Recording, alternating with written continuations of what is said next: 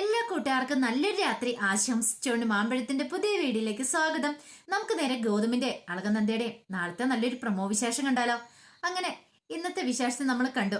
നന്ദ മുറിയിൽ സങ്കടപ്പെട്ടിരിക്കുന്ന സമയത്താണ് അങ്ങോട്ട് പവിത്ര വരുന്നത്. പവിത്ര വന്നിട്ട് നന്ദയോട് താഴേക്ക് ഇറങ്ങി വരാൻ പറയണം. ഇത് കേട്ടതും നന്ദ പറഞ്ഞില്ല, ഞാൻ വരുന്നില്ല, എന്നെ എല്ലാവർക്കും കൂടെ വിചാരണ ചെയ്യാനല്ലേ എന്ന് ചോദിക്കുക. ഈ സമയം പവിത്ര പറഞ്ഞു, അതിനൊന്നും അല്ല നന്ദേച്ചി, അതെ ഗൗതമേട്ടൻ വന്നിട്ടുണ്ടെന്ന് പറയണം. ഇത് കേട്ടതും നന്ദ ഒരു നിമിഷം ഞെട്ടിപ്പോയി. ഗൗതം സാർ വന്നോന്ന് ചോദിക്കാം. അതെ ഗൗതം സാർ വന്നിട്ടുണ്ട്, താഴെ എല്ലാരും ഉണ്ടെന്നും പറയാതെ വല്യമ്മ പറഞ്ഞു നന്ദേടത്തിനെ കൂട്ടിക്കൊണ്ട് വരാൻ പറഞ്ഞു പറയണം. കേട്ട പാതി കേൾക്കാത്ത പാതി നന്ദ താഴേക്ക് ഇറങ്ങി ഓടുവാണ്. അങ്ങനെ ചെന്ന് കഴിഞ്ഞപ്പോഴത്തേനും ഗൗതം അവിടെ നിൽക്കുന്നുണ്ട്. ഗൗതത്തിനെ കണ്ടപ്പോ നന്ദയ്ക്ക് എന്തെന്നില്ലാത്തൊരു വെപ്രാളം. താൻ വലിയ തെറ്റാണല്ലോ ചെയ്തത്, ഇനിയിപ്പൊ മാപ്പ് പറഞ്ഞുകൊണ്ട് ഒന്നും ഒരു കാര്യമില്ലെന്ന് മനസ്സിലായി. എന്നാലും മാപ്പ് പറയാതിരിക്കാൻ പറ്റില്ലോ. പിന്നീട് ഗൗതത്തിന്റെ അരിയിലേക്ക് എന്നിട്ട് പറഞ്ഞു, അതെ എന്നോട് ക്ഷമിക്കണം കേട്ടോ ഗൗതം സാർ എന്ന് പറയണം. ഇത് കേട്ടും ഗൗതം മൈൻഡ് ഒന്നും ചെയ്തില്ല. അതെ പലതവണ എന്നോട് പറഞ്ഞിട്ടുണ്ട് എന്നെ ചതിക്കില്ല, എന്നെ വഞ്ചിക്കില്ല എന്നൊക്കെ, പക്ഷെ തെറ്റ് ചെയ്തത് ഞാനാ. ഗൗതം സാറിന്റെ മനസ്സ് മനസ്സിലാക്കാൻ പറ്റാതെ പോയെന്ന് പറയാം. ഇത് കേട്ടതും ഗൗതം പറഞ്ഞു, നീ മാപ്പ് പറയുന്നതിലൊന്നും അർത്ഥമില്ല നന്ദേ, നിന്നോട് ഞാൻ കെഞ്ചി പറഞ്ഞ ഞാൻ തെറ്റൊന്നും ചെയ്തിട്ടില്ലാന്ന്. അപ്പോഴോ നിനക്ക് എന്നെ വിശ്വാസമില്ലല്ലേ? നീ കാണിച്ച എന്താണെന്നറിയോ, നിന്റെ കഴുത്ത് കിടന്ന താലി ഊരി എന്റെ കയ്യിൽ തന്നിട്ട് പോയത്. അത്രയും മാത്രം ചെയ്യാനായിട്ട് ഒരു കുറ്റം ഞാൻ ചെയ്തിട്ടൊന്നും എനിക്ക് തോന്നുന്നില്ല. ഞാൻ സഹായിച്ചു, അഭിരാമിയെ സഹായിച്ചു, അതെന്തിന്റെ പേരിലാന്ന് ഇപ്പൊ നീ മനസ്സിലായി കാണൂലേ. അതുകൊണ്ടല്ലേ നിനക്ക് ഈ പശ്ചാത്താപം വന്നേ. ഒരു പക്ഷേങ്കില് അല്ലായിരുന്നെങ്കിലോ, ഇപ്പൊ നീ അഭിരാമിയെ കുറിച്ചുള്ള സത്യങ്ങൾ അറിഞ്ഞില്ലായിരുന്നെങ്കിൽ ഇപ്പോഴും നീ എന്നെ അവിശ്വസിച്ചണം. നീ വീട്ടിൽ നിന്ന് ഇറങ്ങിപ്പോയല്ലേ ഉണ്ടായിരുന്നുള്ളൂ. അതാ പറഞ്ഞേ, ഇനിയിപ്പൊ ഞാൻ എന്തൊക്കെ പറഞ്ഞു പറഞ്ഞാൽ നീ വിശ്വസിക്കാൻ പോകുന്നില്ല. ഇന്നല്ലെങ്കിൽ നാളെ മറ്റൊരു കാരണം ഉണ്ടാവും നിനക്ക് എന്നെ അവിശ്വസിക്കാനായിട്ട്. അതുകൊണ്ട് ഇനിയിപ്പം നീ ഒന്നും കൂടുതലൊന്നും പറയണ്ടെന്ന് പറയണം. ഗൗതം സാർ അങ്ങനെ പറയരുത്, ഞാൻ പറഞ്ഞല്ലോ, ഇപ്പൊ എന്റെ സ്ഥാനത്ത് ഏതൊരു പെൺകുട്ടിയാണല്ലോ അങ്ങനെ തന്നെ ചിന്തിക്കുള്ളൂ. കാരണം ഗൗതം സാറിനെ വേറൊരു പെൺകുട്ടീനെ വെച്ച് കണ്ടിട്ടുണ്ടെങ്കിൽ ഇപ്പൊ ഗൗതം സാർ എന്റെ ഭാഗത്തു നിന്ന് ചിന്തിച്ചു നോക്കിയേ, അതെങ്കിലും മനസ്സിലാക്കാൻ പറ്റില്ല എന്ന് ചോദിക്കാം.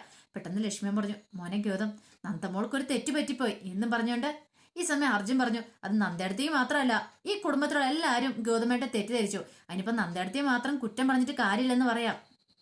എല്ലാവരും തെറ്റിദ്ധരിച്ച കാര്യമല്ലേ. അപ്പം ഗൗതമേട്ടൻ പിന്നെ നന്ദേടത്തിന് മാത്രം ദേഷ്യപ്പെട്ട് കാര്യമില്ലെന്ന് പറയാം.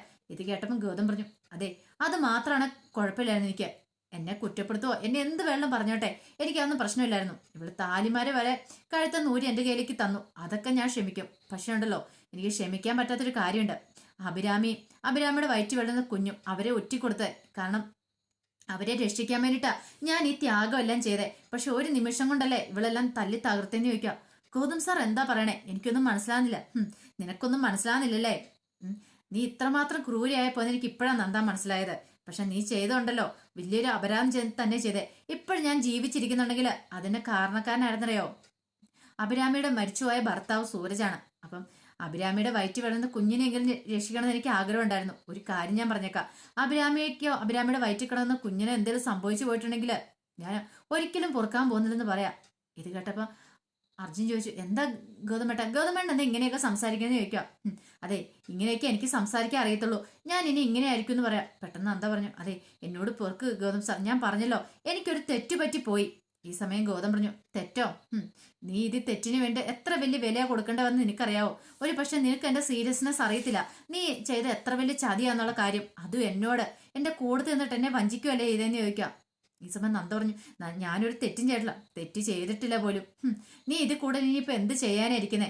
ഇതിനേക്കാളും ഭേദം നീ എന്നെ അങ്ങോട്ട് കൊന്നേക്കുമായിരുന്നു എന്നും പറഞ്ഞുകൊണ്ട് ഗൗതം അവിടെ നിൽക്കുമ്പോ അരുന്ധതി പറഞ്ഞു, എന്താ ഗൗതം നീ ഇങ്ങനെയൊക്കെ പറയണേ? അന്തൊക്കെ തെറ്റു പറ്റിപ്പോയി, അതിന്റെ പേരിൽ എങ്ങനെയൊക്കെ പറയേണ്ട കാര്യമുണ്ടോ? നിന്റെ ഭാര്യയല്ലേ നിൽക്കും, ഭാര്യ.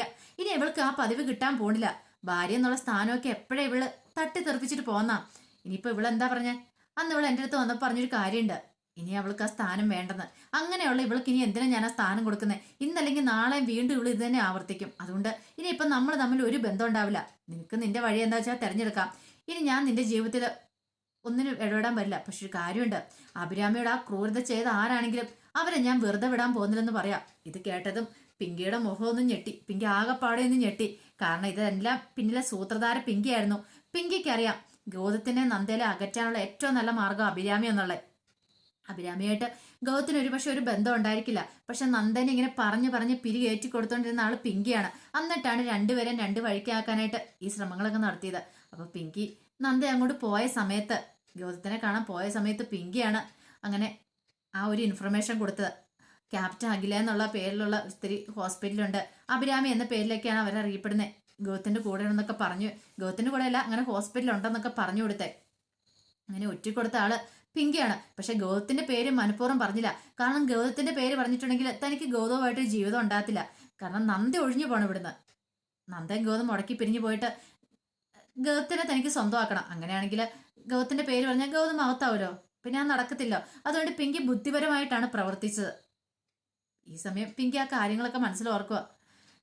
പെട്ടെന്ന് ഗൗതം പറഞ്ഞു, ഇനി ഞാൻ ആർക്കും മാപ്പ് കൊടുക്കാൻ പോകുന്നില്ല, ആരാണെങ്കിലും ശരിയെന്ന് പറഞ്ഞ് ഗൗതം അങ്ങോട്ട് കയറിപ്പോവാ. ഈ സമയം തകർന്നു പോയി നന്ദ ഒരിക്കലും പ്രതീക്ഷിച്ച കാര്യമല്ല.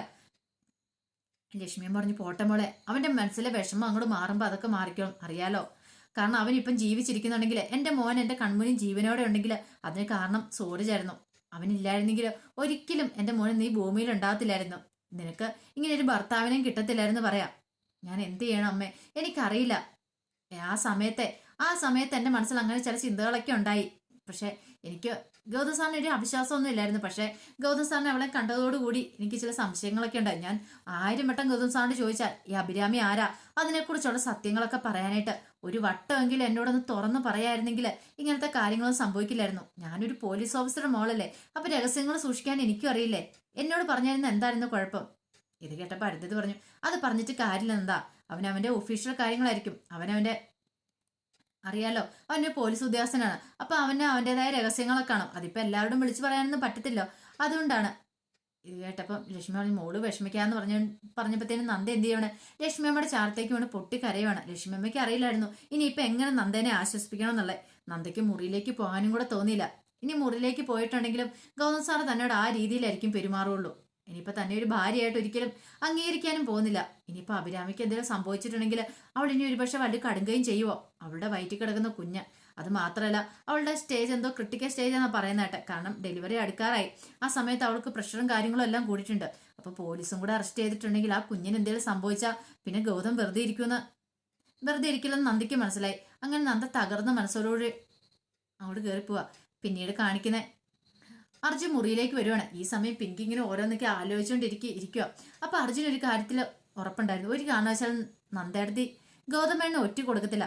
നന്ദേടത്തേക്ക് ക്യാപ്റ്റൻ അഖിലയാണ് അഭിരാമി എന്നുള്ള കാര്യം അറിയാമെങ്കിലും പക്ഷെ അതൊന്നും ഒരിക്കലും പറയാൻ പോവില്ല. കാരണം ഗൗതമേണ്ണ ഒരു ആപത്ത് വരുന്ന കാണാൻ നന്ദേടത്തി ഒരിക്കലും ആഗ്രഹിക്കത്തില്ല. പിന്നീട് മുറിയിലൊക്കെ അങ്ങ് ചെന്ന് ഇപ്പൊ പിങ്കി ഇങ്ങനെ ആലോചിച്ച് നിൽക്കുന്നുണ്ട്. എന്താ പിങ്കി, നീ വലിയ ആലോചനയാണെന്ന് ചോദിക്കും. ഒന്നുമില്ലാന്ന് പറയണേ. അല്ല, ഞാനേ ഗൗതമേട്ടന്റെ കാര്യം ഓർക്കുമായിരുന്നു പിങ്കി. എന്താ, അല്ല ഗൗതമേട്ടൻ വിചാരിച്ചോണ്ടിരിക്കുന്ന എന്താ, നന്ദേടത്തിയാണ് അഭിരാമിനെ ഒറ്റ കൊടുത്തെന്നുള്ള കാര്യമാണ്. പക്ഷെ എനിക്ക് നല്ല സംശയമുണ്ട്, ഒരു കാരണവശാലും നന്ദേടത്തി അങ്ങനെ ചെയ്യില്ലെന്ന് പറയാം. ഇത് കേട്ട പിങ്കി പറഞ്ഞു, അർജുൻ അങ്ങനെ വിചാരിക്കാൻ പറ്റുന്നുണ്ട്. കാരണം നന്ദയ്ക്ക് എല്ലാത്തിനും വലുത് നന്ദയുടെ ജീവിതമല്ലേ, അപ്പൊ ഉറപ്പായിട്ടും നന്ദയായിരിക്കും എന്ന് പറയാം അങ്ങനെ ചെയ്തേ. ഇത് കേട്ട അർജുൻ പറഞ്ഞില്ല, നന്ദയുടെ ഒരിക്കലും എനിക്കങ്ങനെ ചെയ്യില്ലെന്ന് ഉറപ്പുണ്ട്. പക്ഷെങ്കിൽ അതിന്റെ പേരിൽ അവർ തമ്മിൽ പിണങ്ങിയിരിക്കുന്നത്. എനിക്കത് അന്വേഷിച്ച് കണ്ടുപിടിക്കണം. ആരാണെങ്കിലും അതെനിക്ക് അറിയണമെന്ന് പറയാം. ഇത് കേട്ട പിങ്കി എടുത്ത് വായിക്കി വെച്ചു.